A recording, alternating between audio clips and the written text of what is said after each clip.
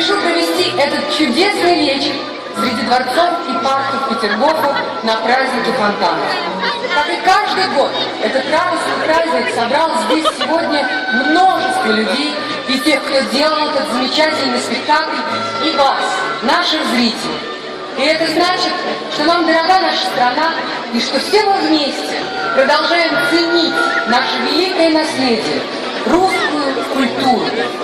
Мы уверены, что в России никогда не иссякнут источники вдохновения,